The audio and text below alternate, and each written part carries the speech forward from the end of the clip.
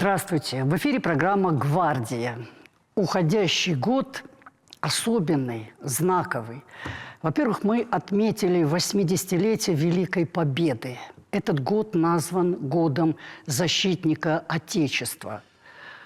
Как строилась работа вот именно в этот промежуток времени организациями, в состав которых входили защитники Отечества. Вот сегодня мы об этом поговорим и подведем небольшие итоги.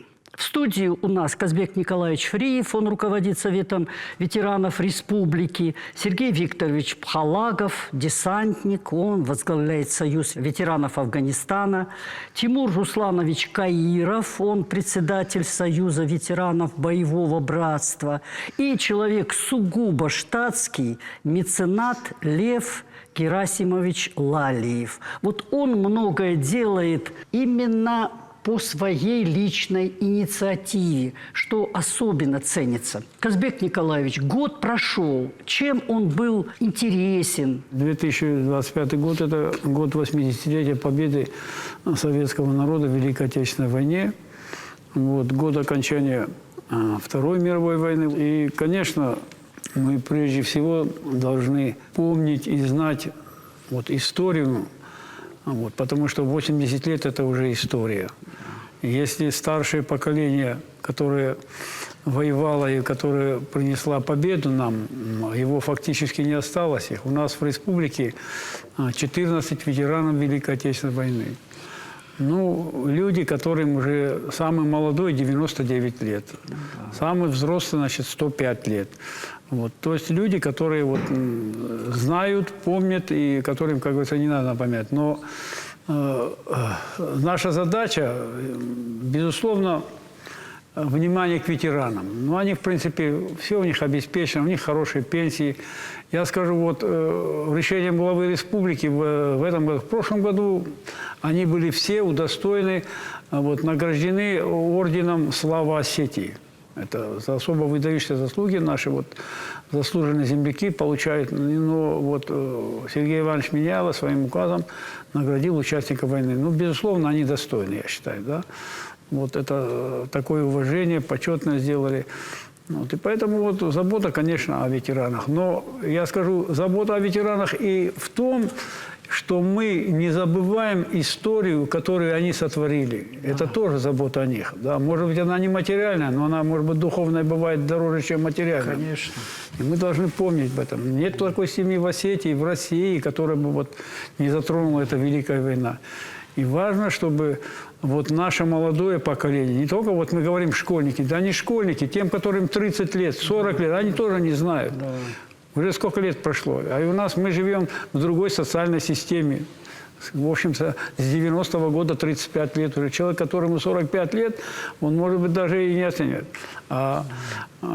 И президент России, все сейчас об этом только и говорят, что идет фальсификация, значит, подтасовка всех фактов, умаление достоинства, значит, и вклад России, Советского Союза в Великую Отечественную войну, во Вторую мировую войну. Потому что я считаю, что 6 лет, Вторая мировая война, она про 6 лет, но основное содержание и главные, значит, события, которые происходили, это в период Великой Отечественной войны.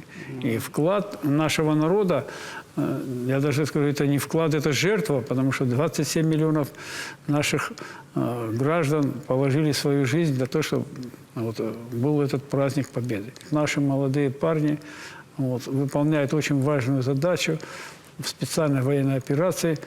Вот, и уже 3 года, как они там выполняют эту задачу, и, конечно, мы тоже должны им помогать всячески. Сергей Викторович, в каком направлении работает ваша организация, работала в этом году? Что вам удалось сделать, что не удалось, на что главное внимание ваше направлено? Именно в этом году еще и юбилей десантников, а вы к ним имеете самое прямое отношение. 95 лет десантным войскам, да, но эта цифра, конечно, тоже внушительная. Наша организация, как Союз ветеранов Афганистана, ну, какие работы проводили, это воспитание молодежи, я имею в виду патриотическое. Это уроки мужества проводили в школах, в техникумах. Помимо этого занимались помощью нашим ветеранам, которые нуждаются. Мы совместно с Советом ветеранов во главе с Казбеком Николаевичем всегда это все присутствуем, посильную помощь оказываем, чем можем. Из наших конкретно афганцев на фронте, от которых я знаю, 4 человека. Ну, они уже возрастные тоже, но Конечно, они там участвуют. Тимур Русланович, мы тут все представители поколения советского, и мы, конечно, знаем историю, потому что по-другому быть не могло. У большинства воевали родители.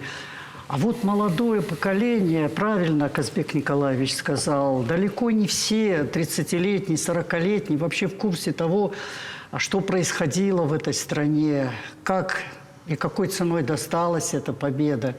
Ну вы как человек, который не понаслышке знаете, что такое война, потому что вы были на передовой, и вы все это хорошо понимаете. Вот мне интересен ваш взгляд на то, что сегодня происходит, и взгляд ваших товарищей из боевого братства. Мне кажется, что это, Казбек Николаевич, я не ошибаюсь, одна из самых сильных организаций у нас в республике. Вот боевое братство, объединение. В республике, я вам скажу, что в Российской Федерации руководит этой организацией Борис Всеволодович Громов, да, и Герой Советского Союза, значит, афганец.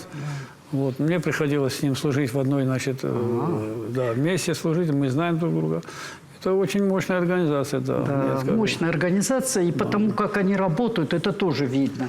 Хочется отметить то, что вообще, в принципе, этот год, он полон событиями, юбилеями, так же, как и в Великой войне, так же, как и в воздушно-десантных войсках юбилей. Мы проводим патриотические занятия, соревнования, всякого рода концерты есть. Не забываем также про наших старших, естественно, это забота о нашем старшем поколении. Это основное, чем должен, в принципе, заниматься молодой люд. Сегодня проводится в школах, в университетах, в любом учебном заведении проводятся занятия военно-патриотические. И тем самым мы не то чтобы не даем забыть о тех мучениях, страданиях и великих днях, которых прожила наша страна и наш народ, но и даем молодым почву для разъяснения, размышления. То есть они вникают с головой. На самом деле у нас молодежь очень хорошая, очень интересная. Их достаточно лишь всего лишь вот в это русло вот, указать путь, показать, разъяснить, переговорить с ними. Они все проявляют интерес. То есть у нас молодежь очень хорошая, они интересуются очень многими вещами, поэтому я думаю, я уверен, что вот эти все события, которые были перенесены нашим государством по сегодняшний день включая, они не будут забыты, потому что есть такая у нас молодежь, с которой проводится соответствующая работа. Лев Герасимович, вы по своей личной инициативе занимаетесь такими делами, которыми, в принципе-то, должно заниматься государство, по большому счету. Но вы считаете нужным, как гражданин, как патриот, как человек неравнодушный к тому, что происходит в этом государстве, вы шаг за шагом все-таки продолжайте на протяжении длительного времени нести какую-то свою особую миссию. Спасибо вам большое, во-первых, за то, что вы восстанавливаете памятники, в том числе матери генерала Плиева, к примеру, его брата. Не государственники все. Каждый, кто родился в России, это гражданин России. Обязан по рождению быть патриотом, да? Патриотом, да. И когда мне подсказывают, надо это сделать, это до меня не доходит. А когда я сам задумаюсь, это получается мне прекрасно. 40 лет, 50 лет уже никто не воспитывает. Я свою работу начинаю именно с 7, 6, 8 лет, до 8 класса. То есть эти дети сегодня нуждаются Они видят папу, маму и родителей, то есть преподавателей. Но они хотят еще личный пример, чтобы кого-то взять. Да. Сейчас я оформляю классы, где я помогаю школам, чтобы там были наши писатели, художники, чтобы ребенок смотрел на эту картину и думал, может, я когда-нибудь стану художником, писателем. Я их не готовлю к войне. Я их готовлю в жизни, чтобы они создали семьи. Мы с Казбеком Николаевичем в один год объехали 100 школ в республике. Нам государство не говорили. Мы сами сели, поехали, все, и нас как встречали нас. Нас встречали, как будто мы какие-то космонавты. Да. То есть детям все интересно. Так что я призываю и вас, и всех, чтобы больше внимания обращаться к школам, детским садам. Результат очень хороший. Там не то, что мы детей привыкли, даже их родителей. Любой родитель подумает, что они как сегодня приехали такие-то уважаемые люди, значит, мои дети кому-то нужны. Здесь надо смотреть на будущее. Вот это, который сейчас первый класс, второй класс, третий, их надо готовить сегодня. Их надо заставить, что я как люблю свою родину, вы тоже так должны любить. Я как создал семью, вы тоже так должны. Вот как работаю, вы тоже так должны. Сегодня самый главный личный свой пример. Конечно. Где сильные руководители, где сильные преподаватели, там хорошая школа. Да, это верно. Да. Все зависит от старших, все зависит от того, какую дорогу они указывают детям и какой пример подают. Вот смотрите, у меня в руках вот такая книга «Офицеры ВМФ. Гордость Осетии». Вот эту книгу написал наш земляк Зарасов Сергей Дзамбулатович, капитан первого ранга. Он живет в Новороссийске. Но это человек, который очень внимательно относится к тому, что происходит в Осетии. У нас с ним очень теплые контакты, такие сердечные. Он нам что-то сообщает интересное из Новороссийска. Мы стараемся как-то их тоже поддержать, наших земляков. Эта книга тоже вклад в историю нашей страны. Книга яркая, интересная. Здесь биографии самых прославленных людей Осетии, мужчин Осетии, морских офицеров, морских летчиков. Вот такая книга, она должна быть, наверное, вот как вы правильно говорите, в каждой школе, чтобы ребята полистали, посмотрели. Вот примеры. Наши земляки из Новороссийска прислали видеосюжет о том, как они живут. Давайте посмотрим этот сюжет, а потом продолжим наш разговор. Местная осетинская национально-культурная автономия города Новороссийска статус юридического лица получила в мае 2021 года, но фактически существует уже давно. В настоящий момент общество объединяет более 500 человек. Ну, еще до принятия решения о создании автономии мы собирались, праздновали всегда наши национальные и религиозные праздники, общались друг с другом, помогали друг другу. Ну, потом уже, наверное, нашло такое время, когда решили создать свое общество, зарегистрированное в органах юстиции, чтобы мы могли общаться с администрацией, подавать заявки в город, в край. Нам очень важно быть в команде Центра национальных культур, потому что это объединяет представителей всех национальностей. И мы общаемся, если какие-то вопросы есть, мы задаем друг другу. Но это сближает, я думаю, все нации. При участии членов осетинской общины были восстановлены списки воинов, погибших в боях за Новороссийск, проведена реконструкция аллеи памяти на братской могиле в селе Мысхака. На территории муниципального образования это самое массовое захоронение советских воинов 1943 года. На обелисках более 4300 имен погибших и погребенных в этой братской могиле, среди которых более 56 осетины. Для сохранения памяти о наших земляках, героев Советского Союза, воевавших во время Великой Отечественной войны на Черноморском флоте, обороняющих и освобождающих черноморские города, и в том числе город-герой Новороссийск, нами были собраны и поданы сведения, и на аллее героев Новороссийской военно-морской базы были установлены барельефы 21 героя Советского Союза, и в том числе нашим землякам, уроженцам города Дигары, капитану первого ранга Кисаеву Астану Николаевичу, первому осетину, командиру подводной лодки, и уроженцу Цхинвала, капитану третьего ранга Кочеву Константину Георгиевичу, командиру отряда торпедных катеров Черноморского флота. Они учились в Высшем военно-морском училище имени Фрунзе в городе Ленинграде и в 1937 году успешно закончили учебу и были направлены для прохождения службы в главную базу Черноморского флота в город Севастополь. Воевали мужественно, героически, о чем свидетельствуют их подвиги во время Великой Отечественной войны. В настоящее время мы подготовили дополнительно материал ко второму изданию книги «Офицеры военно-морского флота. Гордость Осетии». В новом издании будут добавлены автобиографические данные еще о 76 офицерах военно-морского флота Советского Союза и России, наших земляков. Среди них участники Великой Отечественной войны, участники специальной военной операции и другие категории военнослужащих. Отдельным направлением деятельности Осетинской национально-культурной автономии города Новороссийска является гуманитарная миссия. Мы занимаемся помощью военнослужащим с начала СВО. На регулярной основе закупаем и доставляем в национальные батальоны гуманитарные грузы от продуктов питания, амуниции, медикаментов, буржуек до средств транспортировки раненых, маскировочных сетей, автомобилей, мотоциклов и запасных частей на тяжелую технику. Наши женщины всегда пекут для ребят на передовой пироги, готовят для них домашнюю консервацию. Всего совместными усилиями членов нашего общества было собрано и отправлено на фронт грузов более чем на 30 миллионов рублей. Мы с 22 года по сегодняшний день очень часто бываем на передовой и ездим туда с гуманитарной помощью.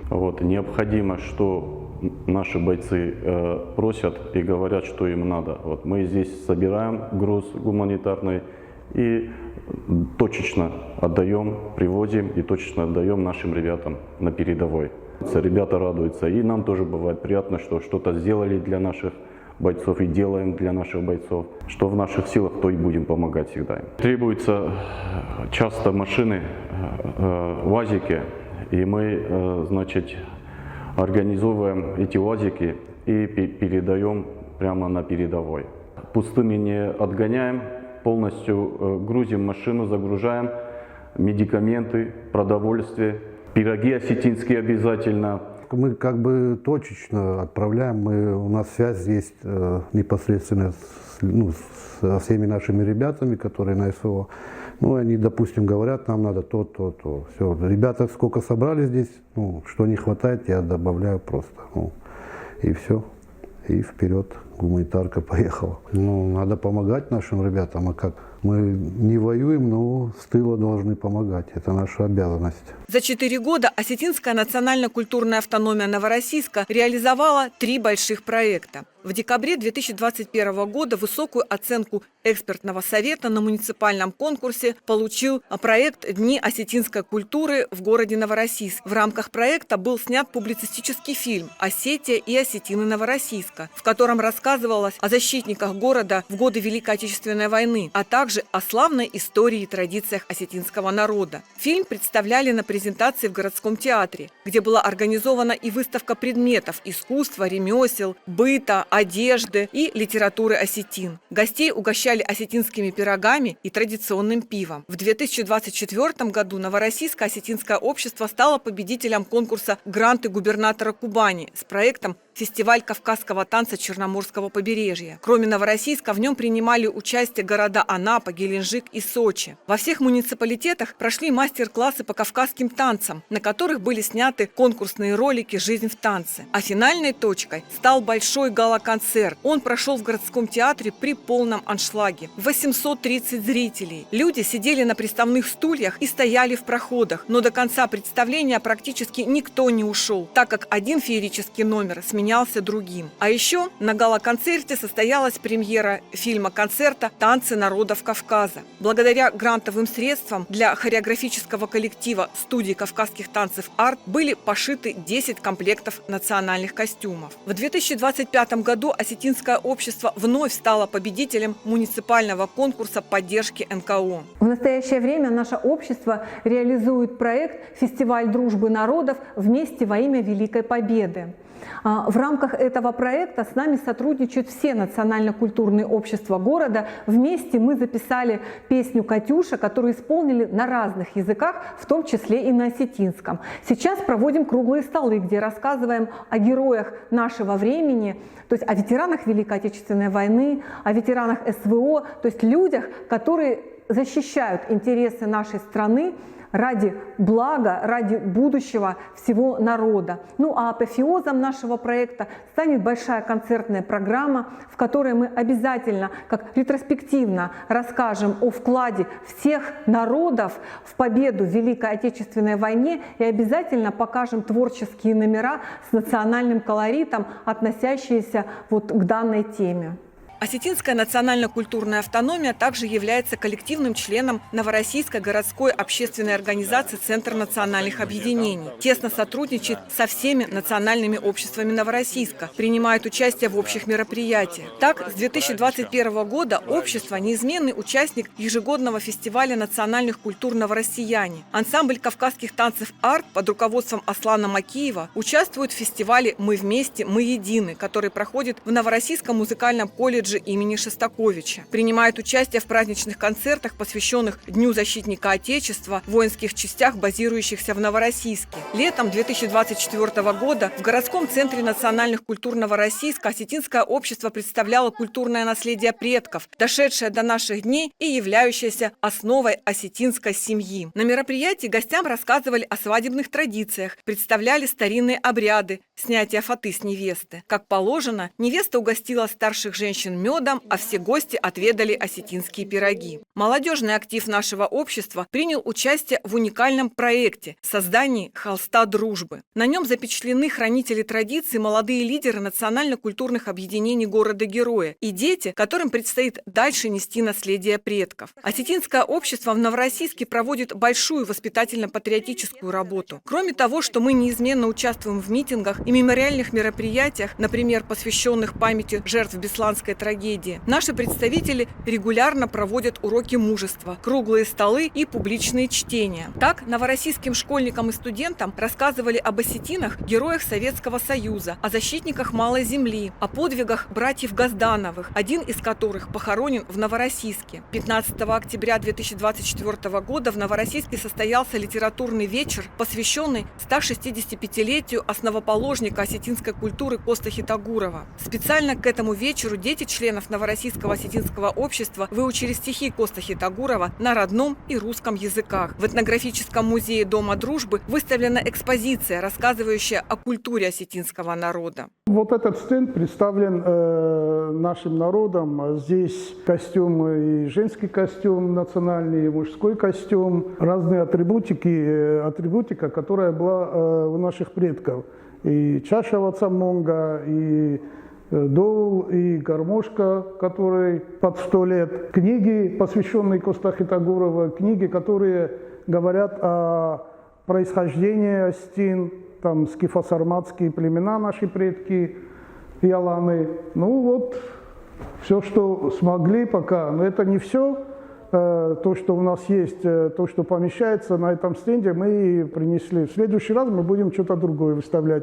В Новороссийском осетинском обществе вместе отмечают национальные праздники. Так, в ноябре по всем традициям празднуют Джеургоба. По этому случаю грамотами отмечают всех членов общества, кто проявил себя на разных участках работы. Местная осетинская национально-культурная автономия города Новороссийска играет заметную роль в муниципалитете, бережно хранит и передает традиции предков молодому поколению. Вот такой замечательный видеосюжет, видеорассказ прислали нам из Новороссийска.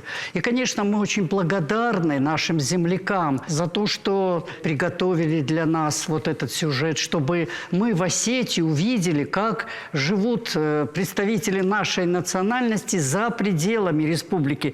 И живут-то, Казбек Николаевич, ведь замечательно, и как высоко несут они вот это свое имя, свою принадлежность к нации, которая вот дарована человеку природой.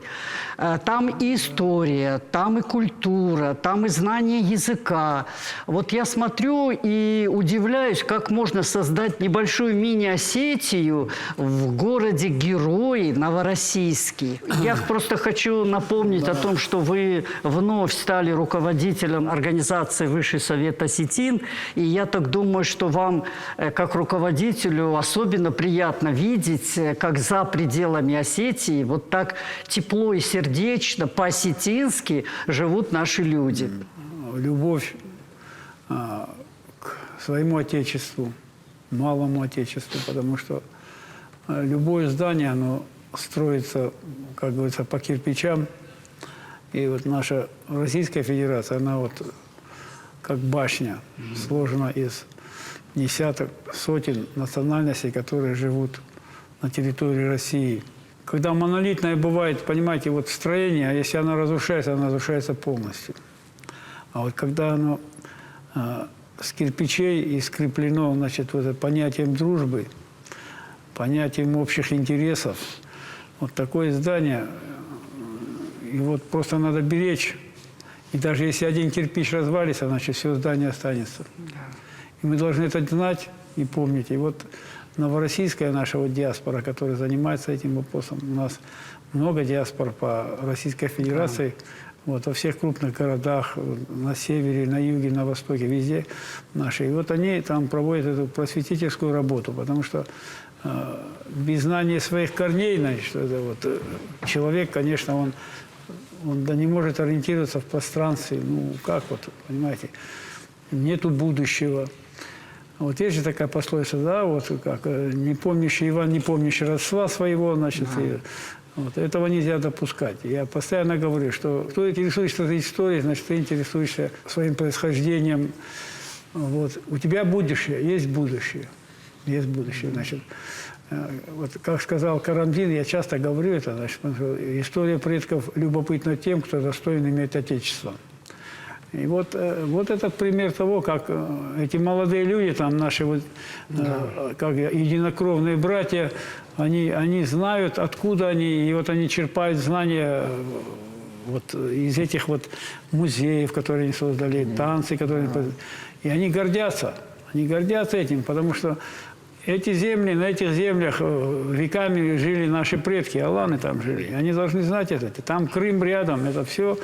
Вот. И я всегда вот считаю, что очень большую работу проводят. У нас тесные связи вот, со всеми диаспорами. И когда проходит съезд осетинского народа, вот, приезжают буквально вот со всей России приезжают наши представители диаспоры. И очень тепло мы встречаемся, общаемся. Дух народа, вот этот, он должен нас объединять через годы, через всякие там, значит, многие века нас объединяет понятие дружбы и то, что мы вот один народ. И мы вносим достойный, я считаю, вклад в дело развития, укрепления, значит, и становления Российской Федерации. Мы это дело знаем. Лев Герасимович, как вы вот оцениваете такие подходы к воспитанию молодого поколения? В другой среде дети формируются, да, и тем не менее старшие, которые рядом, они подсказывают, откуда корни, кто герои и так далее. Это, конечно, прекрасно, хорошо, и форма хорошо. Но сегодня нам надо поколение, кто нас защитит и кто нас похоронит. Буквально я был недавно приглашен в Осетинский театр. Я в жизни этого никогда не думал. Там были 17 школ, разных районов. Зал полный Осетинского театра. Показывали им спектакль «Газдантов смерта». И я никогда не видел, что вместе зал плакал. Дети плакали не полчаса, 2 часа дети плакали. Значит, им что не хватает? Вот такие вещи показывать детям. Но это надо создавать такие произведения искусств, чтобы воспринимали зрители. Это тоже высокий уровень театра. Вот у нас в Доме офицеров, вот на Хольцмане там, тоже вот о братьях Газдановых постановку делали школьники. Ты представляешь, я вот там сидел, вот клянусь, у меня вот мурашки, у меня слезы наворачивались, вот насколько проникновенно, вот сама вот эта история этих братьев, о профессионалах, говорит, я вот там школьники играли. Ну вот Лёва правильно сказал. Если бы там человек просто плакал от того, что вот ты видишь... Вот, потому что эти дети тоже поняли, о чем речь идет, и пропустили это через свое сердце. Значит, они в какой-то семье находятся, где это им все объяснили. Да, вы такой жесткий патриот, Лев Герасимович, я уважаю вашу точку зрения. И то, что эти люди занимаются своими младшими, понимаете, это тоже очень-очень важно. И мы должны их и поддерживать, и помогать им. А то, что Осетия – это центр притяжения, ну кто об этом спорит? Потому что если у нас не будет этого, то у них же тоже ничего не будет. Это же понятно. Ну, дети, это они как губка впитывают. Все, что происходит вокруг, все, что вокруг они слышат, видят, они это все впитывают. Поэтому очень важно, мы должны равняться на старших. Все, что говорит, делает, все, что говорит старший, все, что делает старший, это и закон. Это закон. Это наш закон, по которому росли, воспитывались наши старшие, и то, что они нам вот с благоговением передают. И главное получить это, принять. Конечно. А тут и театр, и культура, и искусство, и детские учебные заведения. Конечно, все должны принимать в этом участие. Объединяться. Конечно, да. иначе мы потеряем. Посмотрите, какие времена наступили. Ведь очень сложные. Со всех сторон рычат, глядя в сторону России. И впереди, я так думаю, что, наверное, не самые простые времена у нас. Поэтому надо как-то себя закалять. Ну, не себя, а, конечно, младших. Потому что на их долю-то другая уже жизнь выпадет. Нам повезло, вот, ну, тем, кто родился уже после войны, им какой-то был промежуток времени, когда о войне вообще речь не шла, ну, как только о прошлом. Конечно, надо обо всем этом думать. Мы сегодня встречаемся в канун Нового года, и, конечно, нам бы очень хотелось, во-первых, сказать нашим землякам большое спасибо за ту работу, которую они проделали. Спасибо Сергею Дзамбалатовичу Дзарасову, Инне Кудзиевой, которая занималась непосредственно вот этим сюжетом. И всем, кто снимался там, чьи голоса мы сегодня слышали, спасибо за работу. Мы всегда готовы с вами дружить и воспринимать вас как часть своей собственной семьи. Что дальше? Вот следующий год. К чему мы должны готовиться? Как мы должны воспитывать, опять же, ту же самую молодежь? И какие у вас планы? У военных есть понятие такое управление. Значит, должно быть непрерывным, постоянным, значит, наращивать усилия. Вот, и когда вопрос воспитания, то он должен быть непрерывным, постоянно идти. Постоянно должно быть самое серьезное внимание. Постоянно все вкладывать в детей, потому что завтра они будут нас защищать. Завтра это наша страна. И вот, вы знаете, я где-то там читал, один из помощников президента Америки, Кеннеди, он был в Союзе и поехал, он был в шоке. Он сказал, говорит, мы, говорит, самое страшное оружие, говорит, у русских, это, говорит, их воспитание, их школьное воспитание. Да, это, говорит, там, это, представляете, вот какое... Ну, американцы далеко не глупые люди, да, там это очень деловой народ, мы просто многие что-то не знаем. Но если они такой с очень жесткой идеологией, которую они довольно крепко держат. Понятно. У них давным-давно гимн звучит, когда ребенок переступает порог школы. Да. И они не разрушаются. Да. Вот так. Да. И вот он понял и оценил. И мы потеряли. Мы потерялись где-то, нас вот размагнитили. Да. Вот, и вот произошло то, что произошло. И вот сейчас мы, конечно, это вспоминаем, и надо это все время делать. Но я думаю, что ну, хотя бы на уровне нашей республики мы должны об этом помнить. Вот мы вот здесь, наши вот, старшие, младшие, все там, мы должны... У нас есть какой-то... Ну, Ухдау, вот осетин, значит, вот это надо и национальные традиции включать, и общероссийские традиции, все это хорошее. И, конечно, надо это, ну, если ты забыл о своих детях, ты забыл вообще все. Я так считаю. Надо постоянно заниматься молодежью. А у нас бывает так, что вот 23 февраля, вот месячник, да, вот месяц, да, вспомнили. А этим надо заниматься, я думаю, что каждодневно. Каждодневно обязательно. А так... Есть очень у нас генералов очень много. Не паркетных генералов, Именно кто войну видел, Ну. и кто служил, и кто действительно знает, что. Их надо задействовать, что они по школам с нами ехали, встречаться с молодежью. Сегодня дом, когда разрушается, его можно построить. А когда человек умирает, его никто не возвращает. И мне вот такая просьба. И Совет ветеранов, и афганцы, все вот эти собраться на вместе за одним столом и работать этот вопрос с детьми, с молодежью. В школе я был в районе, и я попросил директрису, кто у вас сегодня, сколько у вас детей, которые сегодня служат на войне, кто воюет? Родители воюют. 9 детей мне вот привели их в зал со своими, вот кого я поздравляю обычно, хорошими учениками. Я их поздравил тоже. И что я им сделал? Думаю, что я дома не купили. Вот от себя благодарные письма родителям, чтобы воспитывали таких детей. И вот небольшие подарки, тетради, ручки, это все остальное. И один мне говорит, так ученик 6 класса, я это не открою конверт, это не открою, пока папа не вернется, я буду его держать, и когда вернется, тогда я ему расскажу. И вот это было интересно. Я говорю, давай я буду сейчас собирать этих детей, у кого сейчас... Кто умер, это Царство Небесное. Да. А вот у кого отец, родители живее, да. Чтобы эти дети тоже как-то... Чувствовали тепло от общества, понимаете, не только там то, что им государство выдает, а то, что вот рядом люди там, такие как вы, которые обратили на них внимание, которые как-то их вот приголубили, вот есть такое русское слово. Это нормально, это правильно, это по-человечески. Да. Вот вы сказали, что нам генералов нужно, так сказать, направить в школах. Это хорошо, у нас достаточно боевых людей. Но вот у нас молодой человек, вот я его считаю молодым человеком, хотя он прошел много чего сложного и трудного в жизни. Факт то, что человек пришел с фронта, и вот смотрит в глаза этих ребят и говорит о том, что он прошел. Да. И дети это понимают, потому что вот искренний разговор старшего с младшим, он напрямую. Вот, как говорится, прямое попадание у военных, да? Вот, наверное, так надо работать с детьми.